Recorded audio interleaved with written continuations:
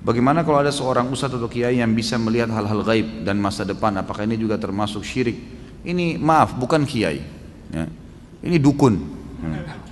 Ini dukun, nggak ada itu. Bagaimana cara? Gitu kan? Ini semua tidak mungkin terjadi. Ini semua khurafat yang masuk ke dalam sebagian orang dan memakai nama suci. Nama kiai itu suci. Kiai, guru, ustadz, itu semua nama-nama yang suci sebenarnya, nama orang-orang yang menyampaikan agama Allah. Bagaimana mereka bisa kontaminasikan dengan melihat jin lah, melihat inilah, menebak masa depan? Ini nggak ada semuanya, gitu kan? Nabi Muhammad SAW, guru dan kiai kita, disepakati oleh semua ya kaum muslimin. Nggak ada orang yang berani mengatakan kecuali dia bukan muslim, bahwasanya Muhammad bukan kiai saya SAW. Kita pasti mengaku beliau kiai kita yang paling besar. Semua mazhab apapun ikut kembali kepada Nabi SAW. Nabi SAW kalau didatangin oleh beberapa sahabat yang bertanya dan beliau belum tahu hukumnya, belum ada wahyu, beliau diam, tidak ngomong.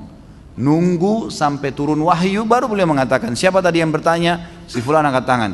Telah datang kepada saya wahyu begini. Nabi SAW tidak tahu yang gaib, menunggu informasi datang. Bahkan kadang-kadang lewat 1-2 hari baru Nabi SAW menerima wahyunya, gitu kan? Waktu dituduh Aisyah berzina, nanti akan kita bahas itu dalam dosa besar tentang menuduh orang mukminah berzina, itu sempat wahyu terputus dari Nabi SAW kalau tidak salah sebulan, nggak ada wahyu turun. Nabi SAW tidak tahu benar nggak istrinya berzina nih, sampai beliau bingung sendiri menghadapi Aisyah pada saat itu. Ngumpulin sahabat, nanya, sahabat bertengkar, ribut, ada yang dukung, ada yang enggak.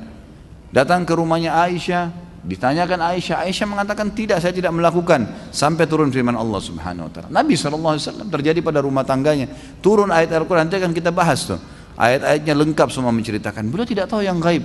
Bagaimana ada orang yang mengaku kiai kemudian bisa melihat yang gaib, bisa tahu masa depan? Bagaimana caranya? Allah mengatakan dalam Al-Quran tentang Nabi SAW, dan Nabi disuruh ucapkan itu. A'udzu billahi minasyaitonir rajim. Qul law kuntu a'lamul ghaiba lastakthartu minal khairi wa ma massani as-su. Katakan hai Muhammad kepada mereka, kalau saya ini tahu yang gaib, maka pasti saya akan perbanyak kebaikan-kebaikan dan saya tidak akan ditimpa masalah. Tidak akan ditimpa masalah karena sudah tahu, oh di sana nanti ada orang yang ganggu saya. Udah, saya nggak usah ke sana. Nabi SAW di perang Uhud kena pedang. Sampai kemarin kita bahas kabar Abdurrahman bin Auf, bagaimana melengket pedang di topi besi beliau, dan Abdurrahman cabut radhiyallahu anhu dengan giginya sampai giginya tanggal, luka berdarah kening Nabi SAW. Gigi beliau sempat pecah, pundak beliau sempat kena hantaman pedang orang kafir. Nabi SAW tidak tahu itu sebelum keluar dari Uhud, sebelum keluar dari Madinah, nggak tahu sama sekali. Bahkan beliau mengatakan saya rasakan sakitnya sebulan, gitu kan. Kalau Nabi SAW tahu, Nabi tidak akan keluar. Tapi memang begitulah, gitu kan. Memang tidak ada yang tahu. Dan ini sudah panjang lebar. Ada juga judul di YouTube, bisa dilihat ceramah saya, Kiaiku Muhammad, Kiai Anda siapa. Panjang lebar saya jelaskan. Banyak dalil-dalil Al-Quran, banyak sekali yang menjelaskan kalau Nabi SAW tidak tahu hal-hal yang gaib, tidak tahu masa depan, gitu kan. Jelas semuanya itu.